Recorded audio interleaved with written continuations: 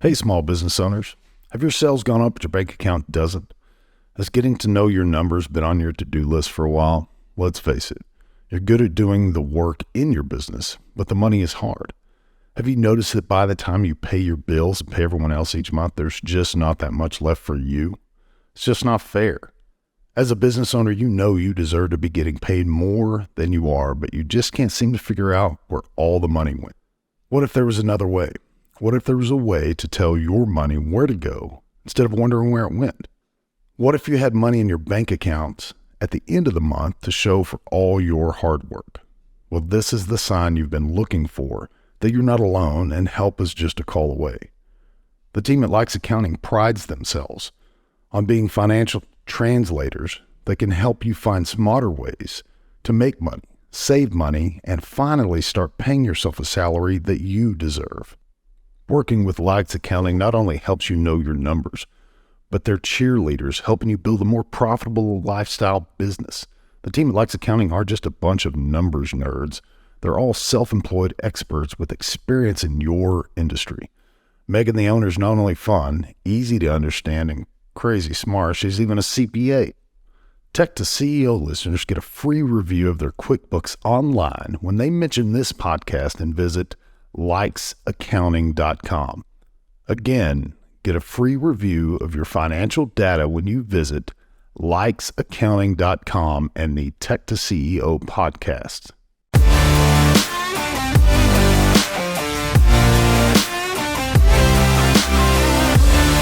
Welcome, everybody. Welcome to this rendition of Technician to CEO. I'm your host, Wesley Maria with Bergflow, and today I'm very privileged to be joined by Jeff Likes from Jeff Likes Clean Windows. So, Jeff, maybe just introduce yourself, tell people who you are, what it is that makes Jeff Likes Clean Windows what it is today. Been in business a little over 16 years now. Started working for a guy in Lake Tahoe. Met my wife up there, Meaghan. We moved down here in Davis, California. Everything was flat ground and 2 stories, so it seemed like window cleaning was the right thing to do. So I bought a ladder set off somebody and passed out some flyers and got started. It's been a fun journey, and it went from me working all day long, 7 days a week, to maybe an hour or two in the business a week. Wow. So let's talk a little bit about that journey. Obviously, there's 2 ways that people build a business. And I always reference this, is people have a skill and then they take that skill and they build their business around that. And then you get people who have an idea and then they try and formulate the idea into a business. So obviously you came in through the technician side. You said, hey, I bought a ladder set of somebody. I started, cleaning windows 7 days a week. What's that journey been like for you when you moved from technician to CEO? At the beginning, it was really fun because it was just me, a ladder, and a squeegee. And then I started getting pretty popular here in town. There was more demand, and hired my first employee, and that was my brother-in-law. We passed out, or we ran a Groupon ad, and that blew up. So he ended up making more money than me that year. And that's when business got serious. I quit my full-time job at the city and went full-time with the window cleaning. Really had to look into the insurance and all that. And that's when it got real. Yeah. So having, your first technician, which was your brother or brother-in-law? Yeah, brother-in-law.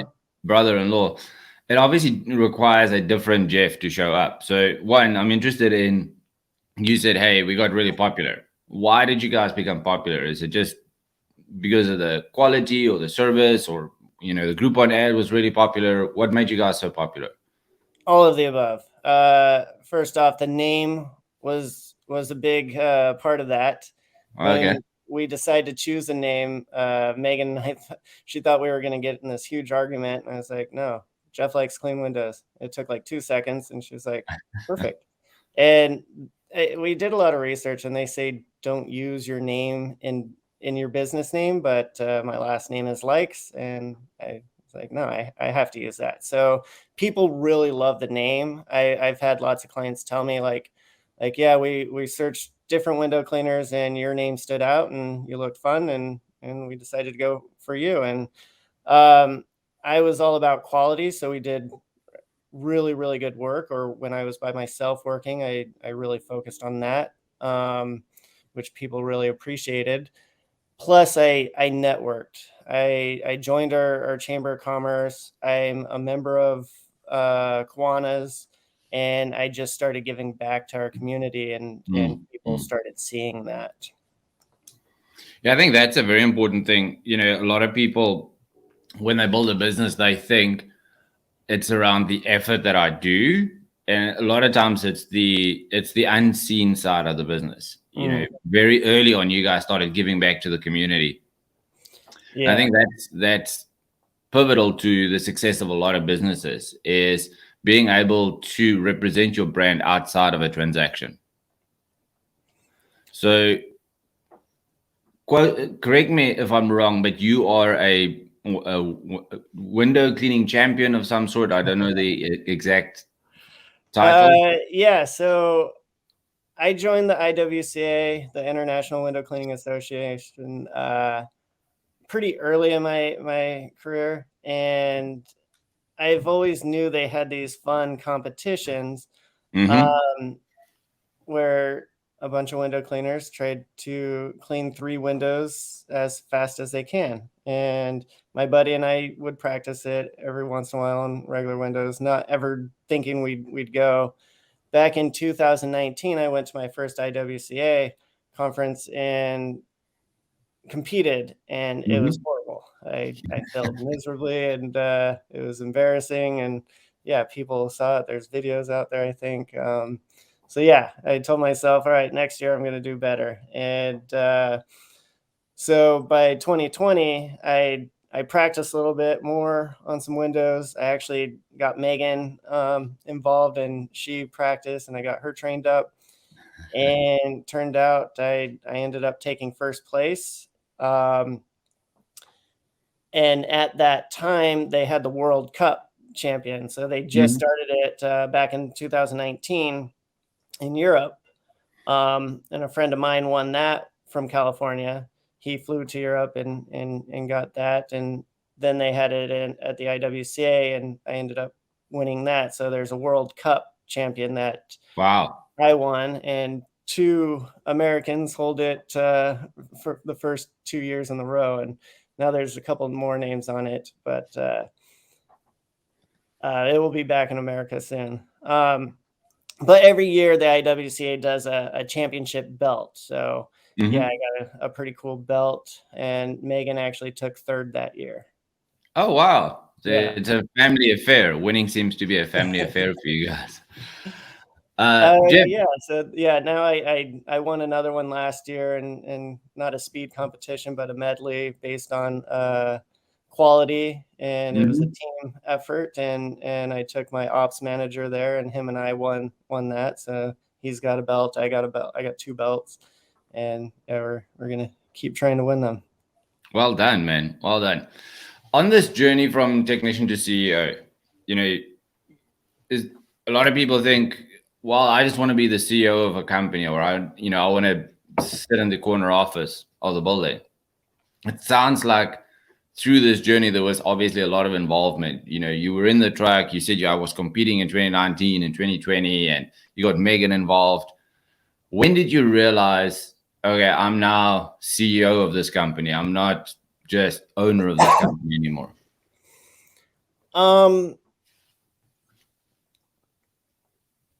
I think I realized it when we incorporated and we started hiring more people. That's when things got real, when I added a second vehicle and really had to entrust in people to run that and do great quality. Yeah. Manage them and still be a tech at the same time in 2 different locations. So that was pretty rough. and Meaghan kind of she was a big part of it at the beginning, but then she got to the point where she backed off the business and started her own thing. So for quite some time, I was running it by myself. I don't have a college education, barely graduated high school, so I'm trying to run a business that I don't even know how to run a business. And yeah, it was pretty real. And I managed. I would say I was a horrible boss at the beginning. Yeah. Um, I was losing employees left and right, Yeah. but the quality was still good. We started winning our best of our county. So I just got an email yesterday, 9 years in a row now for best of Yolo County. Wow. Um, Congratulations. so yeah, things got really real when more vehicles were involved, more employees were being added, and really trying to stay organized. So, how big is your company now? How many people do you have in your company? Right now, at the moment, 10. Hmm. We're running 3 to 4 vehicles, and still planning on growing. And then, revenue-wise, what are you guys looking at annually? Um, this year we're hoping to break 1 million. Hmm. So that's our goal, but we're roughly around the 800 mark. Okay. And the reason why I asked that is a lot of people, well, I speak to business owners and they have 2 or 3 vehicles and they're doing 300. And then you say, hey, I'm running 3 to 4 vehicles and I'm, 800 breaking 1 million. Is What do you equate that difference to? Why do some guys run a $300,000 a year business with 3 vehicles and you guys are doing it, 4x that? Because they need to raise their prices. Oh, really? Yeah, yeah. There's a lot of money to be made in window cleaning, and yeah, that those people, they might be getting all the jobs, but they're working their butts off to Mm. get through them, and yeah, they just need to raise their prices, and that's what we did this year and last year, and uh, we'll just keep trying to stay up on top of it. Yeah, the thing with that is when those guys might be busy and they might be doing the same amount of transactions that you're doing, but you're obviously at a your revenue is different, your profit margins are different because you guys have been diligent around. And again, I'm a little bit biased in saying that because I know that your wife runs a CPA business, which kind of gives you insights into that. The importance of doing that is what makes a business successful. The activity is one thing, but you said this, where it started getting real for me when I started getting 2 and 3 vehicles. And then you start getting into the people management business. Mhm. It's not so much, even though you're a world title holder, it's not about how many windows you can clean or how well you can clean them. Is can I make good leaders and technicians of other people? So we step into that people management space. Obviously you guys are growing and you're not, are you still involved? I mean, you said in the beginning you don't spend as much time in the business anymore. Um, some would say I'm retired. Okay. I don't know if I like that word yet. I'm still trying to figure it out, wrap my head around it. Um, I don't like the term absentee owner. uh, I still enjoy being involved with my team. Um, like for example, today we're having a pizza party at the end of the day, and we're gonna do a spin wheel and give out some prizes. So I'll be there for that. Um, but yeah, I spend maybe like 2 or 3 hours in the business a week. Um, my role now, I would say, is more of a cheerleader, just yeah. keeping my team happy and making sure they're understanding, um, and have the coaching available to help them problem solve anything. Yeah, that's it. That's such a key element to success because we step into that. I become the ambassador for my business. I become the ambassador for the people that I lead, but also become the ambassador for success. You've experienced success, and you and Meaghan jointly have experienced success individually as well. But the people in your company also need to experience success. Yeah. And that's what you describe as that cheerleader is. I become the ambassador of success for other people. Is they need to go home at the end of the day and feel, you know what, I didn't show up for a paycheck. I showed up, in pursuit of success. Obviously, this is not an easy journey. Going from technician to CEO. What made you take on that journey? Why decide to grow the business? Why not just stay world title holder, window cleaner in a truck?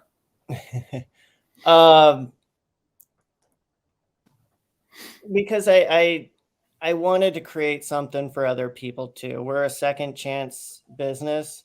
I grew up in a rough lifestyle, and I wish I had a lot of second chances.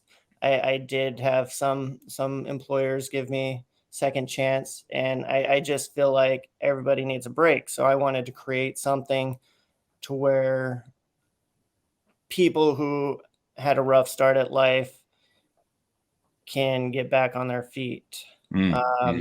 My main guy, he had a rough life, and now he's my best technician. He's my ops manager now.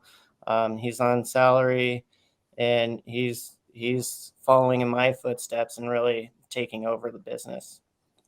So and a lot of business owners that I speak to, they all have the same. Somewhere in my life, I got my teeth kicked in. It might have been a rough childhood. It might have been two failed businesses before I had this one. I've owned businesses, I've sold businesses, I've had businesses that fail. And every single business owner that I speak to, that same story gets told. Is I think there's no substitute for grit, but it's the people, if you quote the old saying, it's how well you get up. And I think what makes your company successful, if I listen to your story, is it's in the culture, it's in the DNA of your company. Is you call your company a second chance company. Not only a second chance for you or a second chance for Meaghan, but it's a second chance for everybody else. right. And we always teach in Brookflow, culture is going to show up with or without your participation. So good culture or bad culture is a result of action. But either way, culture is going to show up. And I think that's what you guys are doing really well. Is from the beginning you adopted the mindset, build something worthwhile, not something that's worthwhile for me just financially or time freedom, but build something worthwhile for the people that's on this journey with me. On this, getting asked journey, how have you grown because of this? Do you feel like, okay, I've had enough school days now, is every day hunky dory? You broke up a little bit there. Sorry, is on this journey, how have you grown because of this? Is it, is every day a good day for you? Or, now that your business is successful, do you feel like, okay, I've got my stuff together, I can do this? I think every day is scary. I mean, it's a business. It could end in a second. You never know what's going to happen next. And I feel like I've gone so far trying to be protective and doing everything right, and that doesn't work all the time. I never wanted to fail. I always thought failure was a bad thing. I just recently learned that, in order to be successful, you have to fail. And there's been times where I was going to shut down the whole entire thing because it was getting way too hard. And I was like, I can't do this. But I just stuck through it. And now it's at a point where I'm letting other people run it instead of me. And I've taken a big step back. And, yeah, it can blow up in my face, but it's also going to be a learning curve on okay, if it fails, then we'll just do it differently and make it better. Yeah. So Yeah. yeah, it's scary every day still, but I'm a humble person, and I figured, you know what, just smile and let it happen if it does. And I think I like the way that you say this is I took a big step back. You didn't say, you know what, I got other people involved and I kind of gave them a really short rope, but I still hold on to my control issues. I still hold on to my perception of I'm the only one that can do it this great. You said it is I took a big step back. Doesn't mean that it's not scary. It doesn't mean that it's easy. It just requires a new level of us to show up, that Mhm. new level of leader, that new level of how do I show up? So, in that vein, how can others see you being a CEO, or do you still present yourself as a technician? Um, I haven't been on a job in quite some time, so I'm definitely not a technician anymore. I don't think I could see myself as a technician anymore. I'm I kind of passed the CEO role over to Meaghan, but Mm-hmm. she's only working a couple hours in the business as well. So it's really building up our management and letting them Mm. roll with it. So I'm just a small part of the business now as CEO, and yeah. So I don't know what I'd call myself. So, obviously there's and I know a little bit about your personal story. You know, you and Meaghan travel a lot. You guys are involved with a lot of non-profit organizations. You guys do a lot of outreach. You guys do a lot of investment into Kenya projects and stuff like that. Those are all giving environments.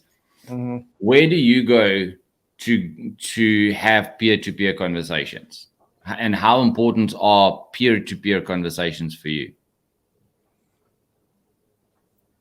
I Sorry, I'm not understanding the question. How important are peer-to-peer networks or conversations for Peer, you now that you're in that peer-to-peer environment? peer. One technician can talk to another technician and say, hey, my squeegee's better. But now you're talking and saying, hey, this is what I do in my business. What do you do in your business? I'm struggling to level up as a leader because I have people that are better at me at running my company. So for me to go to that next level and break through that ceiling, how important are peer-to-peer networks for you?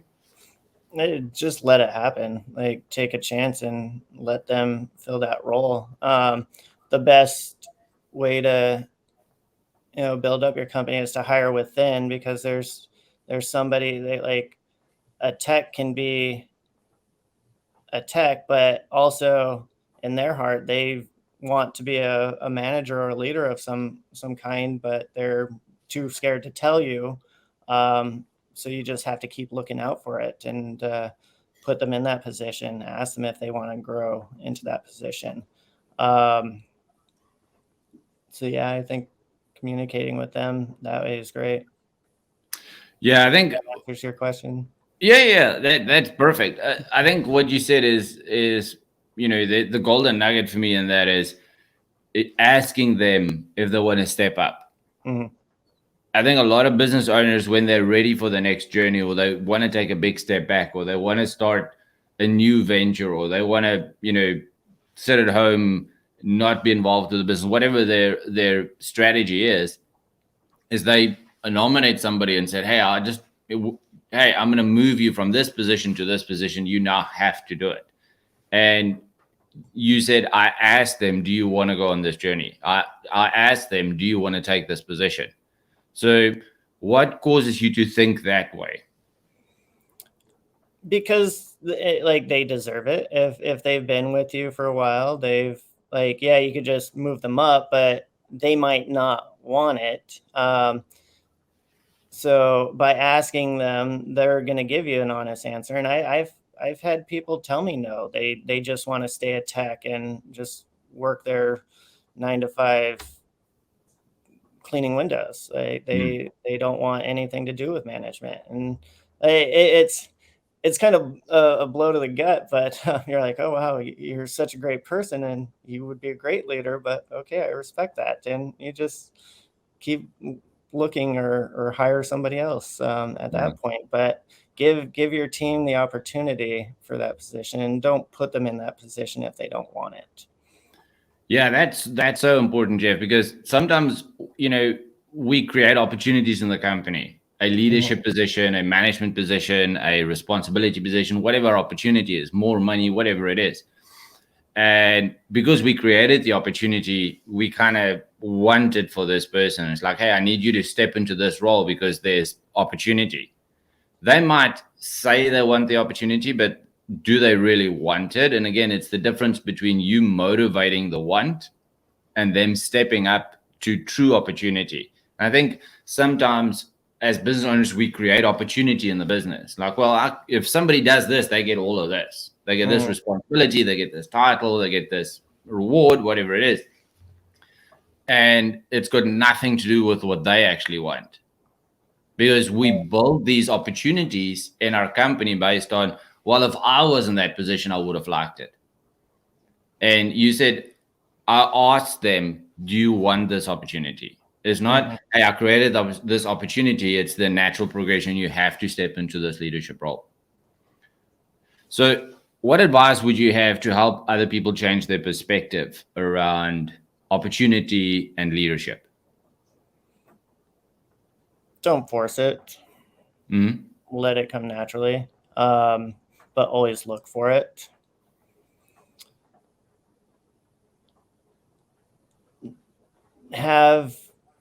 I think what really helped us is really building out an org chart and showing people where they're at in that and how they can grow in our company, but really having them understand their role in the company.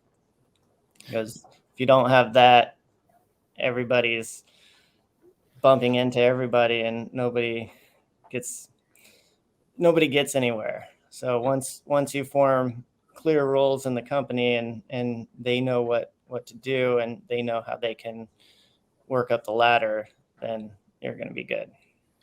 Yeah, it's so important to be transparent with your team, to show them what opportunity looks like.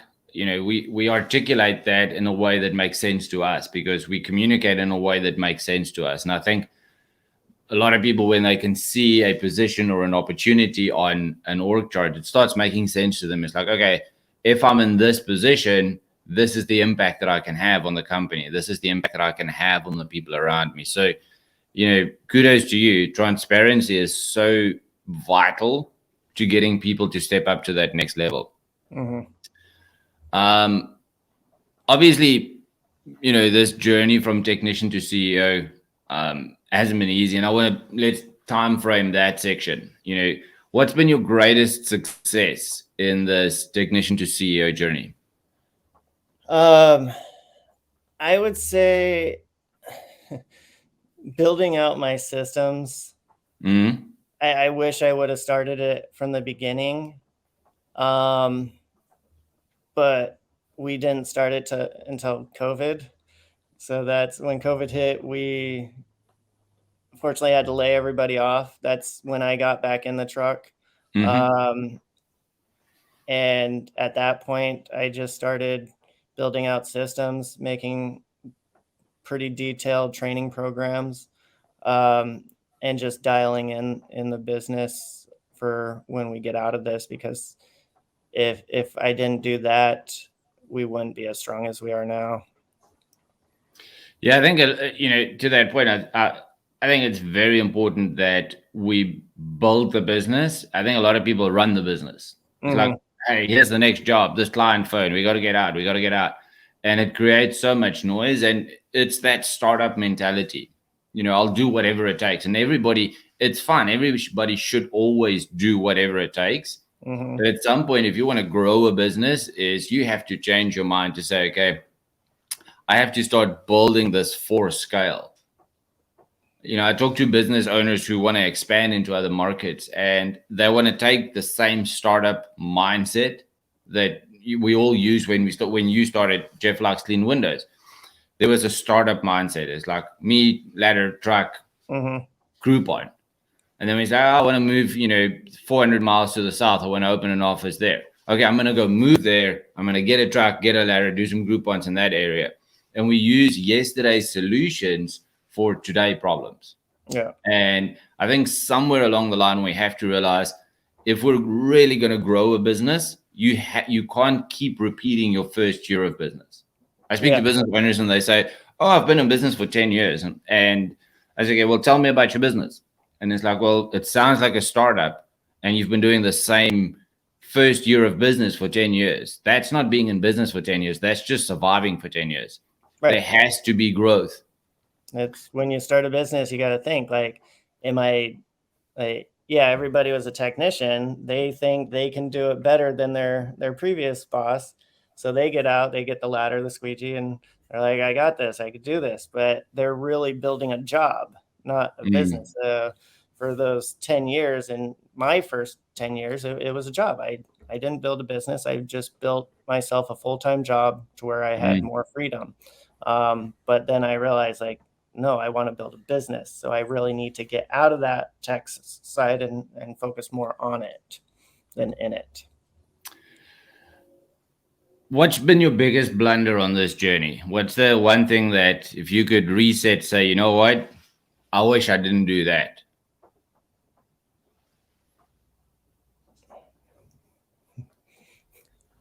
There's a lot of things I didn't want to do.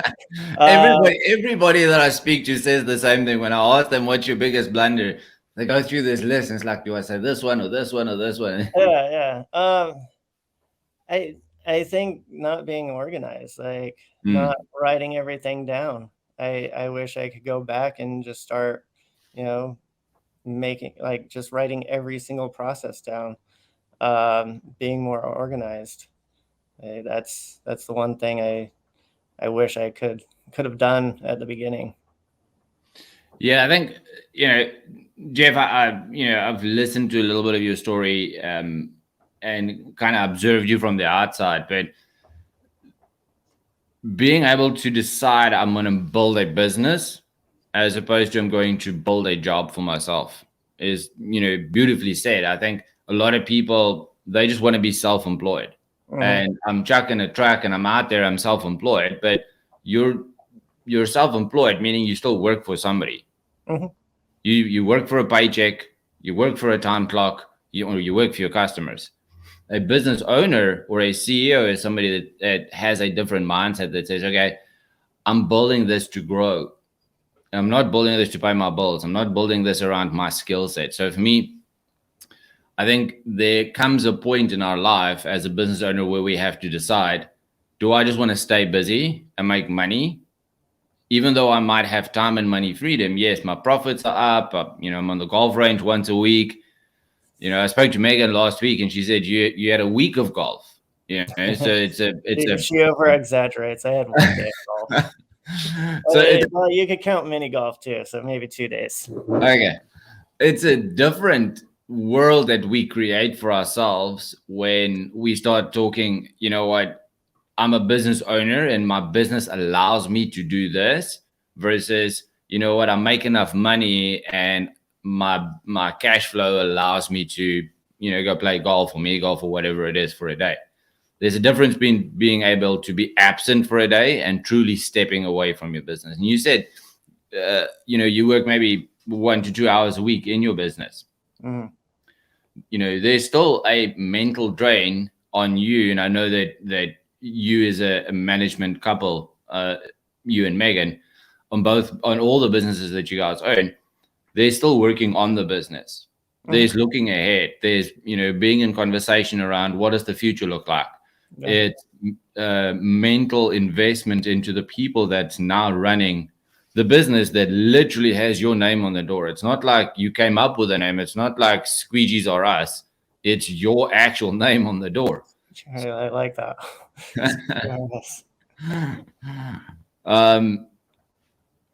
When you get stuck, where do you go to become unstuck?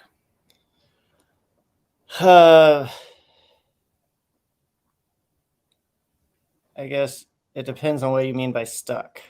Mm.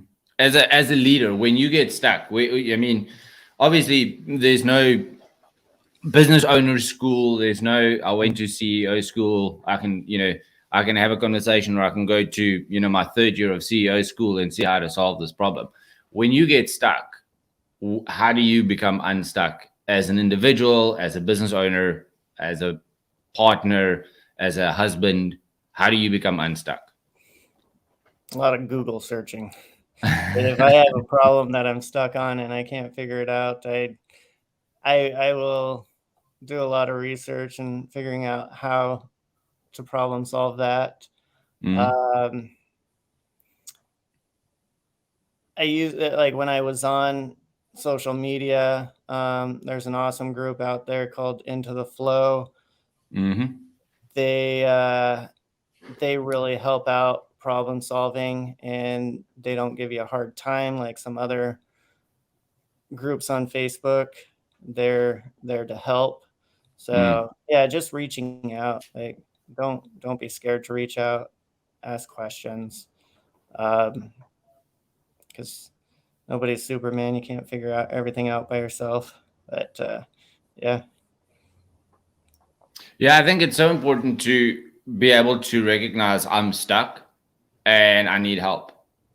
And one, I think the gem for me is you didn't go to the forum where everybody complains around stuff. You purposely went and found an environment that's conducive to development. Mm-hmm. A lot of that is around accountability.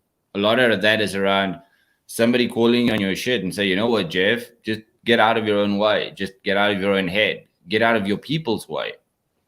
And oftentimes, business owners go and look for cheerleaders. I just want to go find somebody that tells me I'm doing a good job. Yeah. And getting a bunch of cheerleaders around you is very different than getting somebody that advocates for you.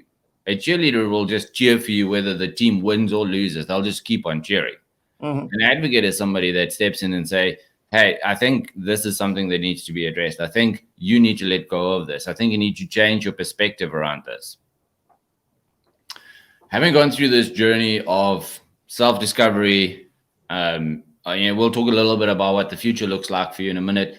Is what's your motto or theme for the, if I met you at a bar, how would I describe you as a business owner? What's the overarching theme that surrounds you?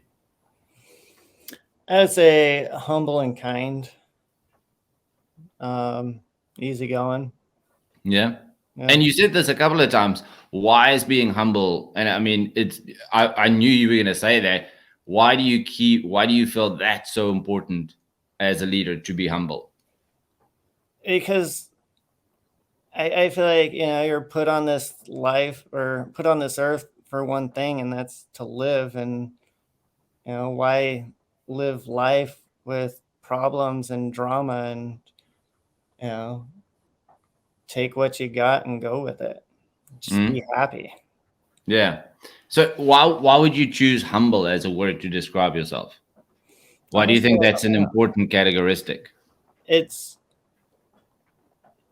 I feel like humble is everything, like kindness and, nice, everything just built into one word, and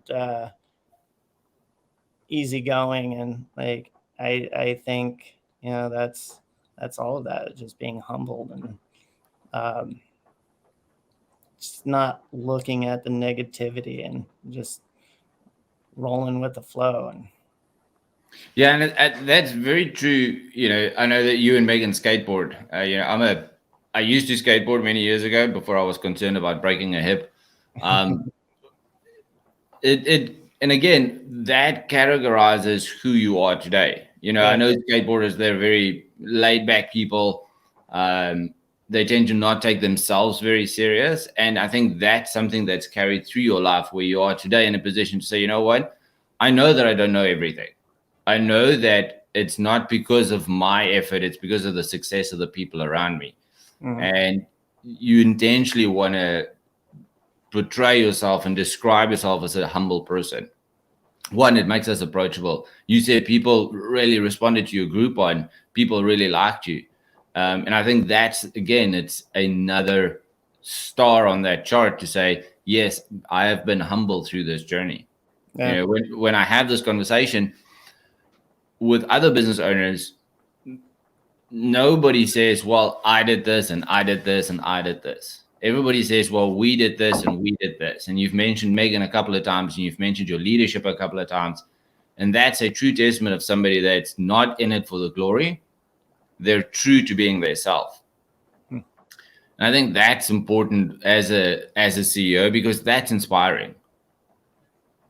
As a business owner, that's what's attractive. I want to go work for somebody that, just because your name's on the door, you're still humble. Yeah. You guys have a office event later today, a pizza afternoon, if I remember correct. Yeah. So again, you guys are injecting that social element, but it's, hey, you didn't say I bought pizzas for the guys and they're going to have fun this afternoon. It's not a me versus them. It's just because my name's on the door doesn't mean I have to be involved. I get to be involved. Right. I get to lead people. I get to have a mindset of humbleness. I get to create opportunities for people. And I think that's so important as a business owner, is you're asking other people to go on this journey with you. They're trusting you with their life, their family, their income, their responsibilities, their vision. Originally, the vision was, hey, I really like cleaning windows. And, I found this niche in the market. And then the vision didn't change. It grew. It's like, well, I don't want to be, Jeff in a truck anymore. I want to be Jeff's name on 3 trucks. I don't want to be Jeff with $300,000 a year in revenue. I want to be Jeff chasing $1 million in revenue. So for me, the constant in that is being authentic with yourself and being authentic with the people around you. And the foundation for you, obviously, is being humble. Yeah. Where to from here? What's next? I mean, obviously, you're not that involved in the business. What are you excited about the future? What is it that you're applying your focus to? Like I said, when COVID hit, it really set me up to build out my training programs. And when I did that, I was like, oh, this is awesome. I don't know why I didn't do it a long time ago. And it's something that's really important. Once I built that out, it changed my whole entire company. Like, the teams know now, like, when I hire somebody, they go through this training program and they're like, okay, I know what to do now when I go to a house. They're not scared. I'm not running back and forth trying to show them everything. So that kind of sparked something in me. And recently, a couple of weeks ago, I partnered up with somebody, and I think we're going to build out training programs for people who don't have training programs, or people who are just getting into window cleaning and they need to figure out how to clean a window properly. So I think that's my next role, is building out training programs for people. Man, I'm so inspired by that, Jeff. You're not saying, hey, I'm going to go start up another business that I'm going to build around a skill, right? I can do sewer scopes, I can do gutter cleaning, I can do power washing, whatever it is. You could have chosen any of those. Yet, true to your nature, the humble, giving person that you portray yourself, and that is coming across, is you said, you know what, I'm going to build something that makes other companies better. Yes, there's a financial reward, and I know that there's value in it. So there's the value proposition financially, but there's also the impact. Is if I train up 50, 100, 200, 500 other window cleaning companies, that might become my competition.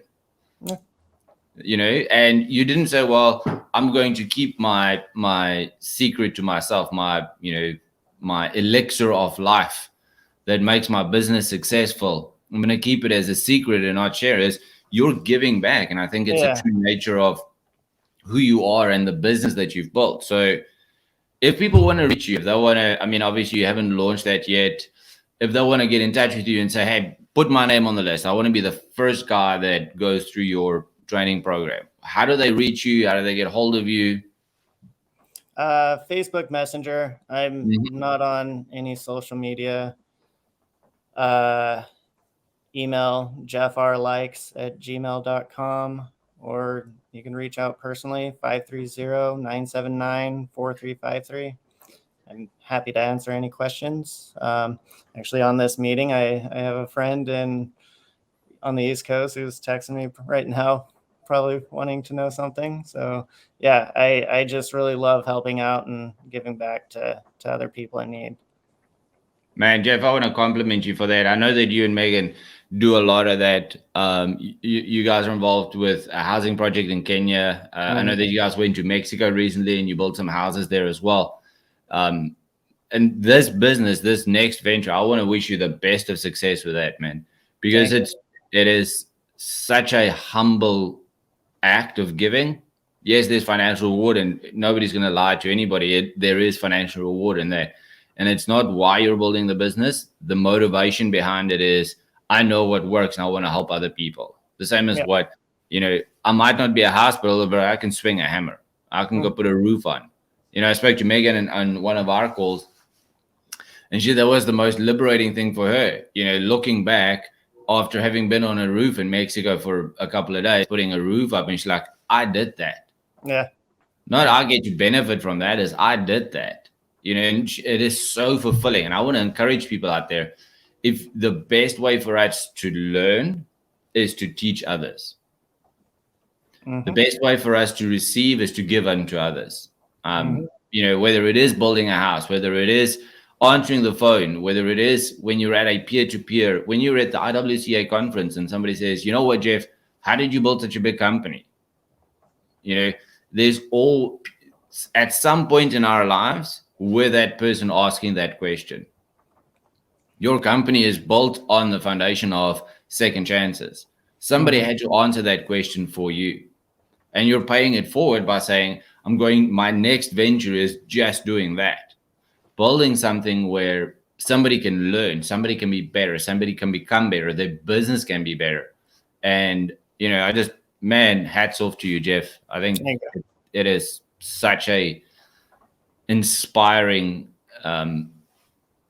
thing to be part of, and I want to encourage every entrepreneur out there, every business owner, everybody that listens to this podcast, is find that thing where you can give without receiving. Find that thing that you can invest into somebody else that makes them better. And don't look at people or things in our life purely as a transaction. Because once the transaction is over, that person still lives and I still live, and there's still people involved with that. So, Jeff, thanks for spending time with me. Awesome discussion. I've heard a lot about you. I've obviously seen your name a lot. I know that you're well respected in the industry, not only from the titles that you hold, but from the caring nature of your business. I've had the privilege of spending time in conversation with some of the people that work with you. And I think you've done a stellar job of carrying that ethos through your business, where it's not just you that believe in what you're saying, it's everybody else is believing in that. So well done, Jeff. I truly appreciate your time. If you guys want to speak to Jeff, rewind a little bit and find his personal information. Please don't sign him up for dating sites. Just reach out to him. Say to him, hey, I want to ask you a question. Jeff, thanks for spending time. I truly appreciate it. No problem, Wesley. Thanks for having me. It's awesome. It's my pleasure, Jeff. Thanks, man. Have a good day. You too.